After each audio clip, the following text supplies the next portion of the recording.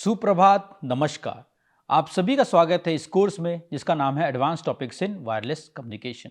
मैं हूं professor Vivek Ashok Bohra, triple IT Delhi से। चलिए आरंभ करते हैं आज का लेक्चर। तो जैसे हमने पिछले लेक्चर में माइमो जीरो फोर्सिंग इक्वलाइजेशन या रिसीवर के बारे में जानकारी प्राप्त की थी। हमने देखा था जीरो फोर्सिंग की मदद से आप बेसिकली इंटरफ्रेंस को जीरो कन्वर्ट कर सकते हैं, लेकिन उसमें एक मेजर ड्रॉबैक हमने जो पढ़ा था वो पढ़ा था कि माइमो जीरो फोर्सिंग की वजह से एक नॉइज इनहांसमेंट हो जाता है, जिसमें आपकी एसएनआर में प्रॉब्लम आ जाता है, सिग्नल टू नॉइज रेशियो काफ़ी कम हो जाता है। ये केस काफ़ी महत्वपूर्ण है जब आपकी सिग्नल पावर या पहले ही कम है या आपकी जो चैनल है वो डीप फीड में है। इसकी वजह से आपके नॉइज इनहांसमेंट की वजह से आपके एसएनआर और कम हो जाती है।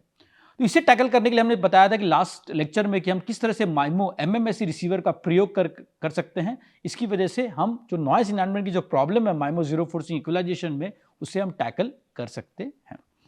तो जो linear minimum mean square estimator जो होता है वो बेसिकली जैसे हमने देखा था linear minimum mean square estimator के बारे में हम इस लेक्चर में जानकारी प्राप्त करेंगे। बेसिकली एक वेटेड वर्जन्स होता है, linearly combining weighted versions of the received signal. तो पहले हम एक स्केलर क्वांटिटी के माध्यम से लीनियर एस्टिमेटर को समझने का प्रयत्न करेंगे, बाद में इसे एक वेक्टर एस्टिमेटर पे किस तरह से कन्वर्ट कर सकते हैं उसके बारे में समझेंगे। तो इसमें थोड़ा हम एनालिटिकल डेप्थ में जाएंगे। हम पहले थोड़ा ये समझेंगे कि बेसिकली आपके क्रॉस कोरिलेशन या ऑटो कोरिलेशन के माध्यम से आप कैसे लीनियर एस्टिमेटर को या वेक्टर एस्टिमेटर को डिफाइन कर सकते हैं। तो अगर समझिए आपका स्केलर x है, अगर आपके समझिए कोई स्केलर एंटिटी x, आप उसको एस्टिमेट करना चाहते हो रिसीवर वेक्टर y के माध्यम से, तो आप उसको इस फॉर्म में लिख सकते हो x बार, जो x जो है वो एस्टिमेटर है x का, c ट्रांसपोज y, और c को हम इस तरह से चूज कर सकते हैं जो मिनिमाइज करेगा आपकी एरर को x एस्टिमेट और x के बीच में, स्क्वायर ऑफ द एरर को। तो बेसिकली x जो है वो एस्टिमेटेड वैल्यू है x का, और x जो है वो एक्चुअल वैल्यू है। तो इसको जो मिनिमाइज करेगा, एक्सपेक्टेड वैल्यू को, इसको जो मीन वैल्यू या एवरेज और एस्टिमेट एक्सपेक्टेड वैल्यू को जो मिनिमाइज करेगा, उससे हम बेसिकली एलएमएमएससी एस्टिमेटर के माध्यम से जानते हैं। और हमने पहले ही देखा कि जो x का जो एस्टिमेट है वो c ट्रांसपोज y के माध्यम से लिखा है। तो हमें c की वैल्यू इस तरह से निकालनी है जो इस वैल्यू को, जिसके एवरेज वैल्यू को मिनिमाइज करेगा। ठीक है, तो ये बेसिकली एक प्रॉब्लम स्टेटमेंट है। एक x आपको एक x स्केलर एंटिटी है, आप उसको एस्टिमेट करना है। तो आप x की वैल्यू इस तरह से एस्टिमेट करोगे जो आपकी एरर है x एस्टिमेट और एक्चुअल x में जो मिनिमाइज करेगा, जो एक्सपेक्टेड वैल्यू या मीन वैल्यू को मिनिमाइज करेगा, और c की वैल्यू इस तरह से हमें निकालनी है ताकि ये जो फंक्शन है वो मिनिमाइज हो जाए। तो अगर हम देखेंगे, इसको हम पहले एक्सपैंड करने का प्रयत्न करेंगे। इसके बारे में हमने पिछले लेक्चर्स में भी पढ़ा था, जहां हमने बेसिकली ली स्क्वायर एस्टिमेशन का प्रयोग किया था, उसका सॉर्ट ऑफ एक्सटेंशन ही है। तो c transpose y minus x, तो इसको हम इस तरह से डिवाइड कर सकते हैं, और ये ट्रांसपोज फंक्शन है। तो पहला टर्म है, इससे हम इसको मल्टीप्लाई करेंगे, c transpose y transpose c। तो सेम चीज हमने जो पिछले सेक्शन में प्रयोग किया था, y equal to y transpose c। तो इसका प्रयोग करके हम इसे लिख सकते हैं। तो ये जो टर्म है हम इसका प्रयोग करके इस तरह से, इसलिए आपको c transpose y transpose c लिख सकते हैं। सिमिलरली फिर हम इस टर्म को इससे मल्टीप्लाई करेंगे x से, तो हमें c transpose y x transpose मिल जाएगा। सिमिलरली हमें सेकेंड जो टर्म है ये term x c t y, तो हमें ये मिल जाएगा। और थर्ड जो टर्म है x ट्रांसपोज, वो बेसिकली x और x को हम मल्टीप्लाई करेंगे तो इस तरह से मिल जाएगा। तो बेसिकली हमने जो दो टर्म्स को मल्टीप्लाई किए तो हमें 4 टर्म्स मिल गए हैं, ये 4 टर्म्स इस तरह से। अब हमें इसकी एक्सपेक्टेड वैल्यू निकालनी है, क्योंकि हमें जो मिनिमाइज करना है वो expected value of this minimize करना है। ये आपकी जो वैल्यू है वो एस्टिमेट ऑफ x है, और ये एक्चुअल x है। इसकी जो एक्सपेक्टेड या मीन वैल्यू को मिनिमाइज करना, तो expected value of this we need to minimize. तो अगर आप पहला टर्म देखोगे, पहले हम इसको कुछ टर्म्स में कैटेगराइज कर सकते हैं। एक्सपेक्टेड वैल्यू y ट्रांसपोज, ये जो वैल्यू है बेसिकली कोरिलेशन है दोनों y के टर्म्स में, तो हम इसे RYY के माध्यम से डिनोट कर सकते हैं। और सेकेंड टर्म अगर देखो XY ट्रांसपोज, ये बेसिकली क्रॉस कोरिलेशन है x और y के बीच में, हम उसे RXY के माध्यम से डिनोट कर सकते हैं। सिमिलरली YX ट्रांसपोज आप देखोगे ये भी कोरिलेशन है y और x के बीच में, इसकी जो वैल्यू होगी वो सिंपली RYX की ही होगी। वो एक्स टी वाई सेम जो फॉर्मुलेशन पहले भी किया था हम लोगों ने, उसका प्रयोग करके हम दिखा सकते हैं कि ये जो टर्म होती है वो आर वाई एक्स है, यानी ये और ये दोनों सेम है। तो इसके माध्यम से हम इसे निकाल सकते हैं।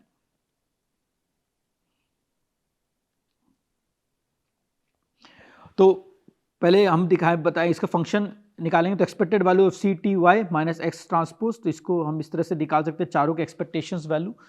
तो क्योंकि ये एक लीनियर एडिशन है चारों टर्म्स की, तो expected value of this, expected value of this, expected value of this and expected value of this. तो अगर हमने इस तरह से इसको डिनोट किया तो जो पहला टर्म है, क्योंकि यहाँ पे दो वाई वाई ट्रांसपोज है तो आर वाई वाई हो जाएगा ये। सेकंड टर्म देखोगे वाई एक्स ट्रांसपोज है तो आर वाई एक्स हो जाएगा ये। थर्ड टर्म भी देखोगे तो वाई ट्रांसपोज एक्स है तो X Y R X Y हो जाएगा, और एक्स एक्स ट्रांसपोज है तो आर एक्स एक्स हो जाएगा। तो बेसिकली हमने जो पिछले स्लाइड में डिनोट किया था उसे यहाँ पर बेसिकली हमने सब्स्टिट्यूट कर दिया है, तो इसके माध्यम से हम इसे इस तरह से लिख सकते हैं। और अगर आप देखोगे ये दो term C T R Y X R X Y, जिसे हमने पिछले स्लाइड में भी देखा था R Y X is equal to R X Y, हम इसको इस माध्यम से डिनोट कर सकते हैं। तो हम जब इस माध्यम से डिनोट किया तो ये -2 C transpose R Y X हो गया, और आर एक्स एक्स की टर्म इस तरह से हो जाएगी। अब हमें उस तरह की वैल्यू निकालनी है जो इसकी एक्सपेक्टेड वैल्यू को मिनिमाइज करेगा। तो हम बेसिकली जैसे हमने पहले भी देखा, इसका डिफरेंशिएशन लेंगे विद रिस्पेक्ट टू सी, इसका डिफरेंशिएशन लेंगे विद रिस्पेक्ट टू सी। अगर हम डिफरेंशिएशन लिया विद रिस्पेक्ट टू सी, फिर उसकी वैल्यू को 0, अगर मिनिमम निकालना है तो डिफरेंशिएशन विद रिस्पेक्ट टू सी और उसको फिर इक्वल टू 0। तो हमने इस तरह से 2r y y c minus 2r y x, तो हम इसको इस तरह से निकालेंगे। तो c की जो वैल्यू निकल के आएगी LMMSC एस्टिमेटर की, वो आएगी r y y minus 1 r y x। तो बहुत सिंपली हमने c की वैल्यू, जो आपकी जो एक्सपेक्टेड वैल्यू है एरर की, जो मिनिमाइज करेगी, वो ये वैल्यू होगी r y y minus 1 r y x। ये बहुत ही महत्वपूर्ण है। ये अब ध्यान रखिएगा, हमने स्केलर के लिए किया था, सिमिलर नोटेशन हम वेक्टर के लिए भी प्रयोग कर सकते हैं। तो इससे हम निकाल लिया हमने LLMSC एस्टिमेटर, जो आपकी एक्सपेक्टेड वैल्यू x बार और x के बीच में वो मिनिमाइज करेगी। Hence the estimate x bar CTY is this one for the scalar x. This is for scalar x. अगर आपकी x की वैल्यू वेक्टर है तो आप बेसिकली इस एस्टिमेटर का प्रयोग करोगे। जैसे हमने देखा यहाँ बोल्ड है x, तो यानी x जो है ये वेक्टर है, कॉम्प्लेक्स है, तो बेसिकली हम इसका प्रयोग कर सकते हैं। C कॉन्जुगेट ट्रांसपोज का हम प्रयोग कर सकते हैं जब x एक कॉम्प्लेक्स एंटिटी है और एक वेक्टर है, तो हम इसका प्रयोग कर सकते हैं। तो हम वापस से उसी प्रॉब्लम स्टेटमेंट में जाते हैं। हमें बेसिकली x निकालना है, हमें h पता है और y पता है, रिसीवर पे हमें x निकालना है। तो given H matrix and Y, हमें फाइंड X। तो बेसिकली H मैट्रिक्स है, Y रिसीवर वेक्टर है, हमें X वेक्टर निकालना है। तो हमने पिछले जो लेक्चर में देखा था, हमने X का estimate basically simply H dagger Y के माध्यम से कर दिया था, जिसे हमने जीरो फोर्सिंग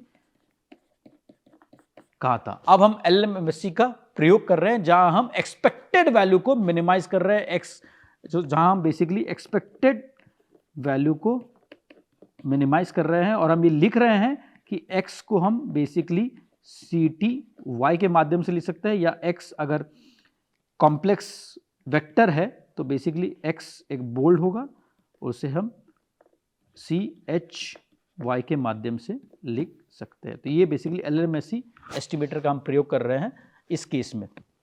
तो सेम चीज हमने जो पिछले कुछ स्लाइड्स में देखे थे कि हम बेसिकली हम निकालेंगे RXX निकालेंगे, तो RXX की value basically expected value of H transpose होगा। तो बेसिकली वो डायगोनल मैट्रिक्स होगा, that denotes the power of each symbol. तो x1 square, x2 square, x3 square, तो हमसे P1 यानी P1 जो होगी x1 स्क्वायर होगी, P2 जो होगी वो x2 स्क्वायर है, और PT जो है वो xt स्क्वायर है। बेसिकली हर एक सिंबल की जो पावर होगी वो P1, P2, PT, और इसकी एक्सपेक्टेड वैल्यू जो होगी वो basically PD into IT। PD जो है बेसिकली वो transmitted total transmit power multiply by IT। तो बेसिकली IT जो है वो आइडेंटिटी मैट्रिक्स है, T cross T identity matrix है IT जो है। तो हम इसे आराम से इस फॉर्म में लिख सकते हैं। सिमिलरली हम आर वाई एक्स निकालेंगे, आर वाई वाई निकालेंगे पहले, फिर आर वाई एक्स निकालेंगे। आर वाई वाई जो होगी वो expected value of Y Y H transpose, और वाई जो हमने पहले भी देखा है वो एच एक्स प्लस 1n है। तो Y Y H transpose basically simply H X plus N multiplied by H X plus N conjugate transpose, और हमें निकालना है इसका एक्सपेक्टेड वैल्यू। तो ये भी इसका एक्सपेक्टेड वैल्यू हमें निकालनी है। तो हम कैसे निकालेंगे, बहुत सिंपल है। यहाँ पर भी दो टर्म है, और दोनों टर्म को जो हम पहले भी बहुत बार देख चुके हैं, दोनों टर्म किस तरह से मल्टीप्लाई करेंगे, H X into H x, तो हम इसको इस फॉर्म में लिख सकते हैं। सेम जो नोटेशन हमने पहले प्रयोग किया था उसी का प्रयोग करेंगे। फिर एन जो टर्म है एच एक्स इंटू एन पहला टर्म आ जाएगा, सिमिलरली एन दूसरे टर्म में भी आएगा, और थर्ड टर्म जो N into N H transpose, ठीक है। तो इसमें भी 4 टर्म्स मिले हैं। अगर आप ध्यान से देखोगे सेकेंड टर्म और थर्ड टर्म को, तो हम ये एज्यूम कर रहे हैं जो आपके नॉइज सैंपल्स है वो बेसिकली आपकी ट्रांसमिटेड सैंपल से अनकोरिलेटेड है।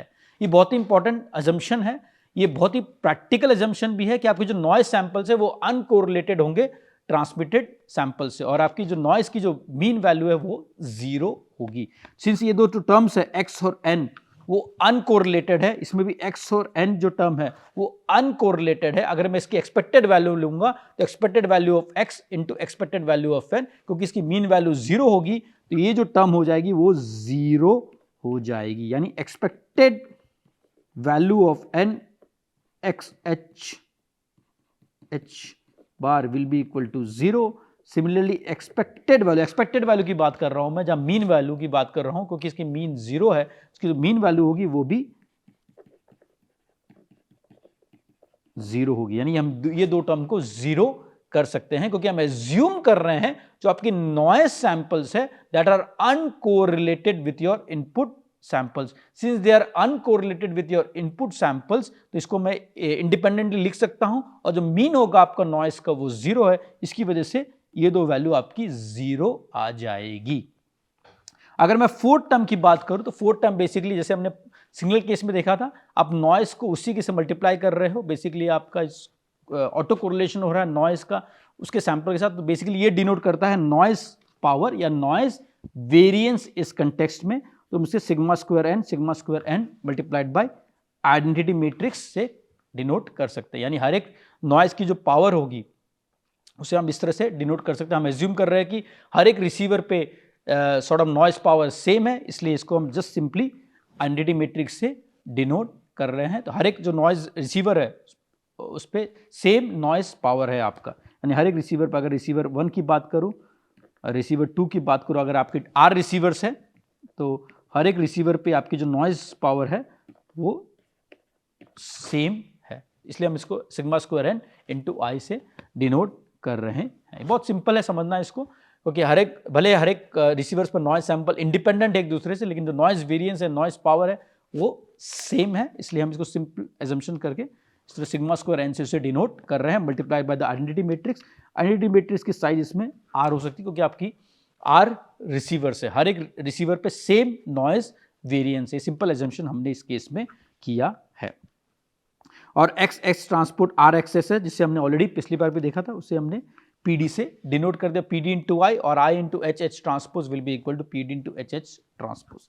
तो अगर आप देखोगे वो RYY को हमने सिंपली इस माध्यम से हम लिख सकते हैं, ये PDHH transpose plus sigma square N into I। अब हमें एक टर्म और निकाला, हमने RXX निकाल लिया है, हमें RXX पता है, RYY पता है, अब हमें निकालना है RYX, यानी क्रॉस वेरिएंस, क्रॉस को वेरिएंस निकालना है हमें। तो इसकी basically expected value YXH transpose, यानी Y की वैल्यू ये है, यानी हमें YXH निकालना है। YXH, Y हमें पता है HX प्लस N है, और X तो X ट्रांसपोज है, तो बस बेसिकली उसका एक्सपेक्टेड वैल्यू हमें निकालना है। इसके अगर मैंने देखा तो पहला टर्म अगर आप देखोगे HXX स्क्वायर, तो ये सेम जो RX हो जाएगा, और ये फिर से आप देखोगे NXH अनकोरिलेटेड है, यानी इसकी जो वैल्यू होगी एक्सपेक्टेड वैल्यू ऑफ NXH, क्योंकि ये दो टर्म फिर से कोरिलेटेड है, अनकोरिलेटेड तो 0।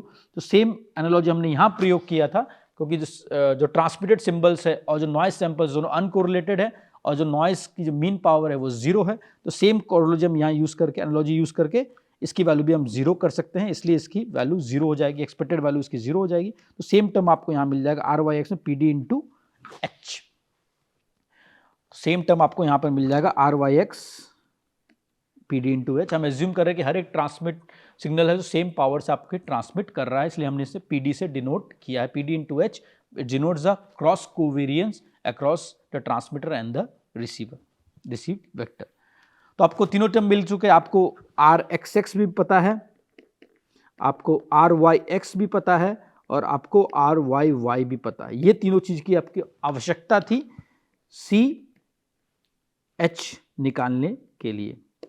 सी एच निकालने के लिए आप इन तीनों की आपकी आवश्यकता थी, जो हमने देखा था, अगर आपको याद होगा सी की जो वैल्यू थी C H transpose R Y R, जो उसकी वैल्यू थी वो अगर आपको देखे याद होगा तो 6.8 में हमने लिखा था, उसकी value R Y Y minus R Y X. तो हमें तीनों वैल्यूज पता हो गई, हमें आर एक्स एक्स पता हो गई है, क्योंकि आपको आर वाई वाई निकालने के लिए आर एक्स एक्स की आवश्यकता है, इसलिए हमें आर एक्स एक्स पता है, आर वाई वाई पता है और आर वाई एक्स भी पता है। उसकी मदद करके हम सी की वैल्यू निकाल सकते हैं, हमें सी की वैल्यू निकाल सकते हैं। तो हम तीनों का प्रयोग करके सी की वैल्यू निकाल लेंगे, c is equal to r Y Y minus R Y x, और आर वाई वाई की वैल्यू जो हमने देखी है पिछली स्लाइड में वो ये है, आर वाई एक्स की वैल्यू ये है, यानी एस्टिमेट ऑफ एक्स जो होगा वो हमने पहले भी देखा है 6.10 में। तो एक्स की जो एस्टिमेट है वो सी एच वाई है और सी एच की जो एस्टिमेट है वो इस इक्वेशन में है। तो इसका हम प्रयोग करके यहाँ सब्स्टिट्यूट करके हम इसकी वैल्यू निकाल सकते हैं। तो x की जो एस्टिमेट होगी वो ये होगी P D H H conjugate transpose equal to ये। तो एक सिंपल MMSC LMMSC एस्टिमेटर है ये x का, ठीक है। तो अगर हम इसको और सिंप्लीफाई करने का कर सकते हैं, जो ये आप डायमेंशन देखोगे एच एच कॉन्जुगेट ट्रांसपोज, ये r क्रॉस r के डायमेंशन है, क्योंकि h की जो डायमेंशन है वो r क्रॉस r है, r क्रॉस t है, और h ट्रांसपोज की जो डायमेंशन है वो t क्रॉस r है। तो इसको सिंप्लीफाई करके हम r क्रॉस r लिख सकते हैं। लेकिन अगर इसको हम उल्टा कर दिए h कॉन्जुगेट h ट्रांसपोज, ये जो वैल्यू है इसकी जो डायमेंशन होगी वो t क्रॉस t है। तो इस सिंप्लीफिकेशन में इससे आपको मदद मिल सकती है। तो अगर मैंने इस वैल्यूज को इससे सब्स्टिट्यूट कर दिया और ये यहाँ पर x की वैल्यू, तो ये आपकी जो एस्टिमेट ऑफ x है हम उसको इस माध्यम से लिख सकते हैं। ये basically simplified version of LMMSC estimator है। तो ये बहुत ही सिंपल है। ये LLMSC हमने देखा और हमने जीरो फोर्सिंग पहले भी पढ़ा था। जीरो फोर्सिंग में हमने सिंपली देखा था कि x की जो एस्टिमेट होती है जीरो फोर्सिंग में वो h डैगर y है, ठीक है। और बहुत ही सिंपल उसको समझ लेंगे, h h h minus 1 h h y, ये हो गया आपका ZF और ये है आपका LMMSC। तो ये दो एस्टिमेटर्स हमने देख लिए। ZF हमने पहले पढ़ चुका है, LLMSC हमने आज पढ़ा है। अगर आप इन दोनों में डिफरेंसेस देखोगे तो आपको काफ़ी यूजफुल इनसाइट्स पता चलेंगी। तो ZF जीरो फोर्सिंग में देखा था हमने, नॉइज इनहांसमेंट का प्रॉब्लम होता है, लेकिन हम देखेंगे LLMSC किस तरह से नॉइज इनहांसमेंट प्रॉब्लम को सॉल्व करता है, किस तरह से आप LLMSC का प्रयोग करके जो आपकी नॉइज इनहांसमेंट होती है लोअर SNR में जीरो फोर्सिंग में, आप उसे किस तरह से एलिविएट कर सकते हो। चलिए देखते हैं। फॉर साइसो सिस्टम्स, अगर मैं ये पिछले स्लाइड में वो माइमो सिस्टम्स के लिए था, जिसे हम एज्यूम कर रहे हैं x वेक्टर है, y भी वेक्टर है, h जो मैट्रिक्स है, अगर हम एज्यूम कर रहे हैं x भी स्केलर है, y भी स्केलर है और साइसो सिस्टम है, तो इसको सिंपली हम इस तरह से डिनोट कर सकते हैं फॉर साइसो सिस्टम, जो पिछली बार LLMSC फॉर साइसो, ये साइसो सिस्टम के लिए हम इसको इस तरह से डिनोट कर सकते हैं। बेसिकली हमने H को बेसिकली H स्टार से डिनोट कर दिया है। तो इसको हम अगर सिंप्लीफाई करेंगे फॉर साइसो सिस्टम, हम इस तरह से इसको लिख सकते हैं, क्योंकि x स्केलर है, y स्केलर है और h जो है वो सिंगल स्केलर एंटिटी है। तो 6.11 का ये 6.11 का साइसो वर्जन है।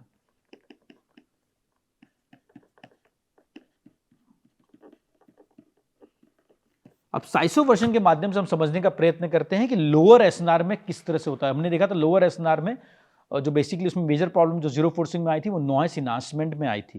तो हम देखेंगे अगर लोअर एसएनआर में अगर मैं बात करूँ, लो एसएनआर लोअर से मेरा मतलब ये है कि आपकी सिग्नल पावर जो है वो नॉइस पावर से काफ़ी कम है। इसमें देखोगे ये जो डिनोट कर रहा है वो नॉइस पावर है, तो हमने पहले भी देखा है, और ये जो डिनोट कर रहा है वो है सिग्नल पावर। अब मैं लो एसएनआर की बात कर रहा हूं, तो लो एसएनआर में आपकी जो नॉइस पावर होगी वो ज्यादा होगी सिग्नल पावर से। तो इसका मतलब ये जो टर्म है, सेकंड टर्म जो है वो डोमिनेट करेगा, तो यानी मैं इसको एज अप्रोक्सीमेट इस तरह से लिख सकता हूं, क्योंकि ये डोमिनेट करेगा। तो बेसिकली अगर ये टर्म ज्यादा बड़ा है पीडी से, तो ये टर्म मैं इग्नोर कर सकता हूं और ये टर्म को रख सकता हूं, क्योंकि आपके नॉइस पावर ज्यादा है सिग्नल पावर से। लोअर एसएनआर की बात कर रहा हूं जहां आपकी नॉइस पावर ज्यादा है सिग्नल पावर से, तो आप बेसिकली एक्स के एस्टिमेट को इस तरह से आप डिनोट कर सकते हो। तो इसमें देखोगे ये रेगुलराइजेशन टर्म है, अगर आपके एसएनआर लो भी जा रही है तो इसमें एच की टर्म नहीं है डिनोमिनेटर में। ये बहुत ही इंपॉर्टेंट कंक्लूजन है, नो एच इन डिनोमिनेटर, यानी अगर आपकी इसमें कोई नॉइस इन्हांसमेंट का खतरा है ही नहीं, क्योंकि एच में आपका डिनोमिनेटर एच में है नहीं, तो अगर एच की वैल्यू जीरो भी हो जाएगी, एच की वैल्यू काफी कम भी हो जाएगी, तभी इसमें नॉइस इन्हांसमेंट कुछ नहीं हो सकता है। तो नो नॉइज एम्पलीफिकेशन और एनहांसमेंट, तो नो नॉइज एम्पलीफिकेशन और enhancement in MIMO MMSC receivers. Hence, MIMO LNMSC estimate does not do noise amplification. It is bounded by the regularization term. ये से इसको हम रेगुलराइजेशन टर्म कहते हैं, क्योंकि इसमें अगर आपकी एच की वैल्यू काफ़ी कम भी हो जाए, क्योंकि डिनोमिनेटर में एच है नहीं। जीरो फोर्सिंग में अगर आपको याद होगा कि नॉइस के टर्म्स में डिनोमिनेटर में एच था, अगर एच की वैल्यू काफ़ी कम हो जाती है तो नॉइस की टर्म नॉइस वैल्यू काफ़ी बढ़ जाती थी। वो LMMSC इक्वलाइजर में उस बात का कोई खतरा नहीं है, इसलिए इसमें नॉइस इन्हांसमेंट का प्रॉब्लम नहीं होता है। अगर सिमिलरली अगर मैं देखूं एस्टिमेट ऑफ एक्स इस तरह, अगर मैं पहला केस देखा हमने लोअर एसएनआर का, अगर मैं हायर एसएनआर की बात करूं, हायर एसएनआर में जैसे मैंने देखा तो लोअर एसएनआर में सिग्नल पावर नॉइस पावर की वैल्यू ज्यादा होती है सिग्नल पावर, हायर एसएनआर में पीडी की वैल्यू आपकी ज्यादा होगी। ये हायर एसएनआर की बात है, ये उल्टा होगा हाई एसएनआर में। जब इसकी वैल्यू ज्यादा हो जाती है हाई एसएनआर में, तो एक्स की वैल्यू हम इस तरह से अप्रोक्सीमेट कर सकते हैं, इसको हम इस तरह से अप्रोक्सीमेट कर सकते हैं और पीडी पीडी कैंसिल हो जाएगा। तो ये आप देखोगे बहुत इंटरेस्टिंग रिजल्ट है एट हाई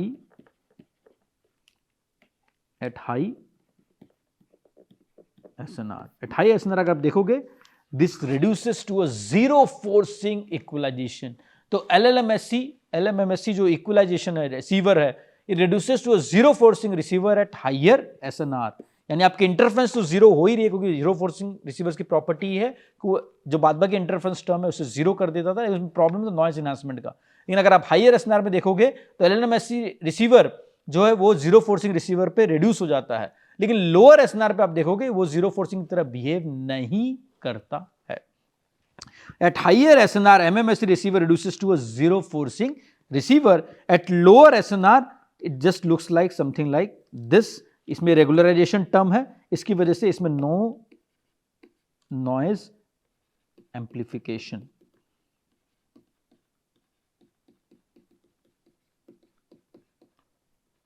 तो ये मैच फिल्टर टाइप का रिस्पॉन्स बिहेव करता है एट लोअर एसएनआर। इसमें बेसिकली मैच फिल्टर आपको एसएनआर मैक्सिमाइज होता है, इसमें नॉइस इन्हांसमेंट नहीं होता है। तो no noise amplification at lower SNR. At higher SNR it behaves like a zero forcing receiver, जहां पर आपको बेसिकली इंटरफेरेंस की वैल्यू जीरो हो जा रही है, आपको गेन्स अच्छे खासे मिल रहे हैं। और लोअर एसएनआर में ये बेसिकली एक मैच फिल्टर टाइप का बिहेव करता है, इसमें नॉइज इन्हांसमेंट नहीं होता है। तो ये LNMSC एक sort of good trade off है आपको एक जीरो फोर्सिंग इक्वलाइजेशन के बीच में और एक मैक्सिमम लाइक्लीहुड इक्वलाइजेशन, ये जिसे मैच फिल्टर रिसीवर कहते हैं, जो highly complex receiver optimal receiver होता है, उसके बीच में काफी अच्छा ट्रेड ऑफ है। लोअर एसएनआर में ये आपको एक मैच फिल्टर तक रिस्पॉन्स देता है without any noise amplification. At higher SNR it gives your response like a zero forcing receiver without any interference. तो ये कुछ अच्छा ट्रेड ऑफ है LNMSC रिसीवर का।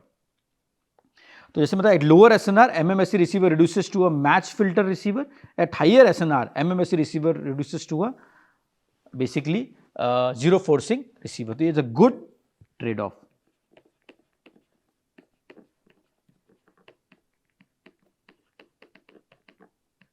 इसलिए लेकिन LMFC का एक इशू है, जैसे मैंने बताया, थोड़ा कॉम्प्लेक्स है डिज़ाइन करना, लेकिन ये बहुत अच्छा ट्रेड ऑफ देता है आपको। जीरो फोर्सिंग सबसे इजी डिज़ाइन करना है। जैसे आपको H की वैल्यू पता चल गई, आपने उसका सूडो इनवर्स निकाला, Y को सूडो इनवर्स से मल्टीप्लाई किया, आपको X की वैल्यू मिल जाएगी। LMFC के लिए आपको बाद बाकी टर्म्स में निकालने की आवश्यकता पड़ती है, उसकी वजह से इसकी कॉम्प्लेक्सिटी थोड़ी ज़्यादा होती है। लेकिन इसमें मेजर बेनिफिट ये है कि लोअर SNR पे आपको नॉइस एनहांसमेंट नहीं होता है, आपको परफॉर्मेंस एक मैच फिल्टर टाइप की मिलती है, और एक हायर SNR पे आपको जो परफॉर्मेंस मिलती है वो एक जीरो फोर्सिंग की रिसीवर टाइप की मिलती है। तो it's a good trade of between a zero forcing receiver and a match filter response. तो ये एक बहुत बड़ा बेनिफिट है MMSE रिसीवर का। तो आगे जाके हम एक नया टेक्निक पढ़ेंगे जिसे हम माइमो SVD कहते हैं, उसके बारे में विस्तार में नेक्स्ट लेक्चर में और जानकारी प्राप्त करेंगे। आज के लेक्चर में हमने जस्ट बेसिकली MMSE रिसीवर के बारे में पढ़ा और उसकी कुछ प्रॉपर्टीज़ के बारे में जाना, और हमने देखा कि LMSE रिसीवर कैसे गुड ट्रेड ऑफ है जीरो फोर्सिंग रिसीवर और एक मैच फिल्टर रिसीवर के बीच में। तो इसी के साथ आज का लेक्चर समाप्त होता है। धन्यवाद।